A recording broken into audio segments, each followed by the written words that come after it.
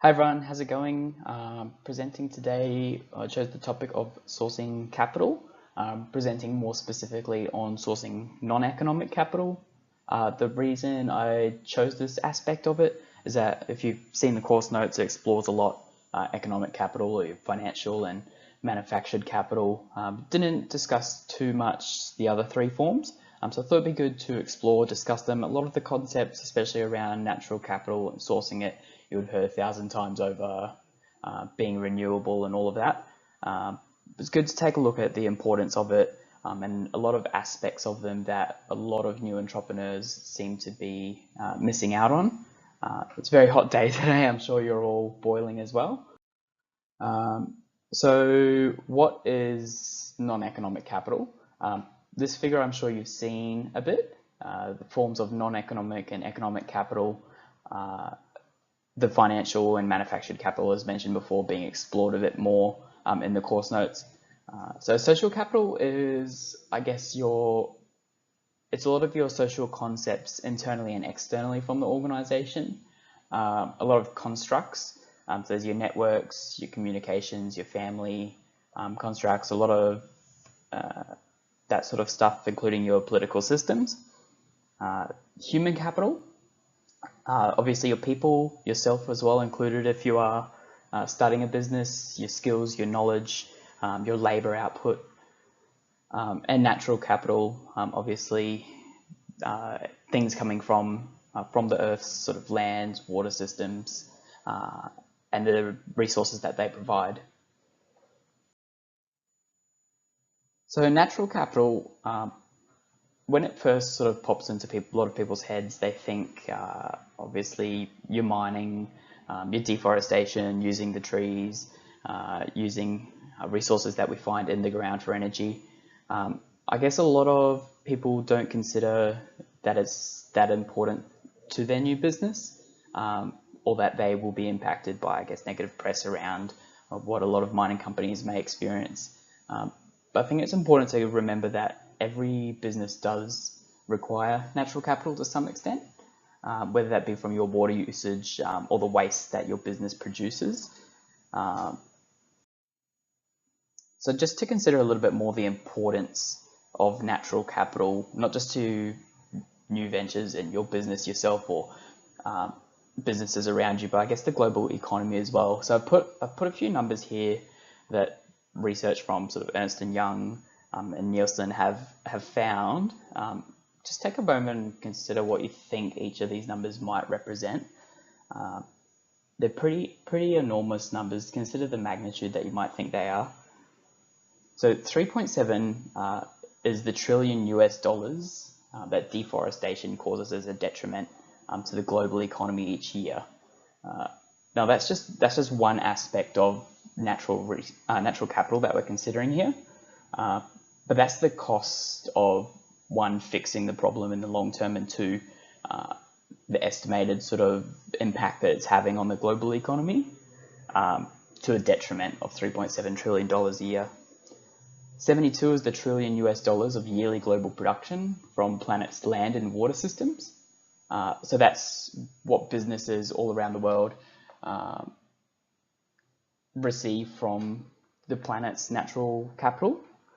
And 75, looking a little bit more into the future of this number, and how it can impact a business, and not just the resources, the impact that they're getting specifically from natural capital, but their sustainability policies. 75%, so that's the portion of millennials generation from Nielsen willing to spend higher amounts for sustainable products and services. So I guess something that you've got to really remember is with natural capital, your sustainability policies form a part of your natural capital as well. A lot of those can impact, I guess, newer generations, their spending habits, which business they'll pick to money at. Now, sourcing natural capital, a lot of this is really basic, and a lot of you have probably heard this 1,000 times over. You reduce, reuse, recycle. So energy, businesses, if large enough, could invest in sort of renewable energy. Your waste usage, your 3 Rs, come on primary school, and your water usage, reducing that. a lot of that can have an economic impact as well. So remembering that your costs of water and your costs of wastage and your cost of energy. Something just on that note as well, something that I probably missed from the introduction, is that a lot of theories on non-economic and economic capital refer to economic capital as just being representative of a business's non-economic capital. I guess money is a sort of human social construct that trust plays a lot in money and the value of money. But human capital, social capital, natural capital, a lot of that is physical sort of values and resources that ultimately make up a business, and financial capital in a lot of these theories just represents how well a business creates those and utilizes those. Next one, human capital. Human capital, a lot of people will just consider, I guess, the labor output of a workforce, especially in a lot of manufacturing roles and industry. There's also, I guess, to consider the skills, the knowledge of the individual, as well as their levels of motivation and dedication to a role. Obviously, someone's motivation in a role is going to hopefully increase their performance in that role, their long-term sort of loyalty to that business. I guess issues with human capital, a lot of people would have heard, again, with natural capital, we explored sort of a little bit that millennials are willing to spend a bit more at businesses that employ sustainability policies. Similarly, a lot of people would have heard about the Nike sweatshops and PR disaster that was. So there's those issues around there, issues around retaining knowledge within businesses as well and growing that knowledge, and especially on that point, growing knowledge and retaining motivation with shortening attention spans and increased device time. So a lot of businesses, I guess, are having to explore a little bit more how they use devices in their workplace. I guess that's something that new ventures are exploring a lot more as well. Just on that point, where I currently work, we have a lot of technology, actually a technology company, so obviously we're going to have a lot of that, but a lot of growing the human capital from within. They use a lot of internal systems, learning systems, communication systems, where it's frequently posted new skills for people to learn. They provide free access to things like Udemy that a lot of these businesses can do these days. And a lot of it's really inexpensive compared to, I guess, the value that they get from retaining human capital and growing it within rather than having to employ. And sourcing human capital, I've chosen two aspects here that a lot of people don't consider. I guess there's the story of Walt Disney, sourcing from family. So financial capital is something that has been discussed for sourcing from family and friends, but human capital is also something that you can source from family. Walt Disney was not very well known for his sort of financial capabilities and financial planning, but his brother was. His brother was actually the sort of financial mastermind behind bringing the first Disneyland in California to life. There's also obviously yourself if you are starting up a new venture. Important to consider the human capital value that you bring yourself. Remember, I was reading yesterday maybe an opinion piece from a CEO. It's important to remember to upskill yourself to remain relevant, because you're not going to be a very good leader or a very good CEO if you yourself aren't up to date with the latest happenings in your industries or the latest skills and knowledge.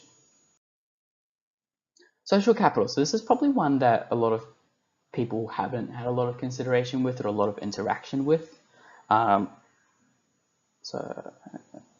social capital, mentioned before, is a lot of constructs, a lot of human constructs. So there's your family, there's your political systems, and there's your internal sort of network as well of your staff, their communication channels, and their trust.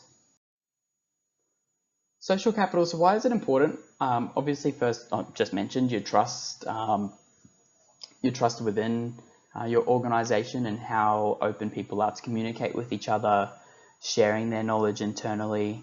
And there's also political stability that I guess fosters strong economies. Something maybe just over the past couple of days, you would have seen the impact that a bit of political instability is having in the US. I think I was looking today and the Dow was down over 2,000 points in the past month as political instability sort of ramps up there. You got your government closure, and as much as Apple will say external factors aren't affecting them, they are. Apple has lost, I think now, $400 billion in market cap recently. They're saying a lot of that comes from China, but considering why would they be losing money in China? A lot of it would come down to the tariffs, political instability between the US and China, and how that impacts sort of Apple's brand image being a US company in China. So it's a good sort of example of how important social capital in the form of political stability, especially between countries, can be. Social capital sourcing. So you can promote sort of family time, all of that. That also grows your human capital, maintaining good individuals within your business. You've got your internal lines of communication, which you can promote internally. Again, back on the topic of my current employer, we have this fun thing, not fun, but it's called Workplace. And it's a version of, well, it is Facebook, but it's just for internal. It actually really helps with your lines of communication. A lot of people, their main gripe in today's sort of workplace is that they receive too many emails and they can't reply to all the emails, and it's actually impacting their work performance trying to maintain this communication. I'm sure you've seen, if you use Facebook, how quickly you can consume content on Facebook. We're always consuming content faster and faster, and I think having a version of that within your business really helps with communication. It's really cut down on emails. I think all the emails I receive these days are just from external partners, and a lot of your internal communication comes through these groups on Workplace, the version of Facebook.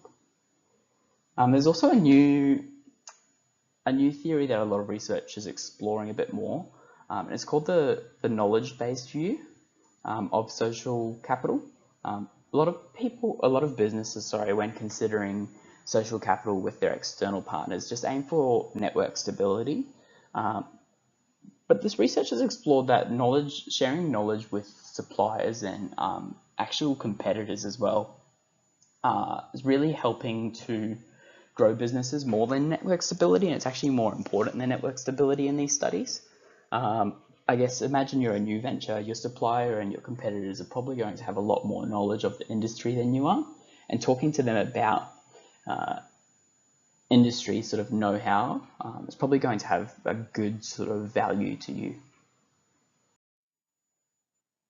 So just a quick summary, I guess we've explored the three versions of non-economic capital: natural capital, human capital, social capital.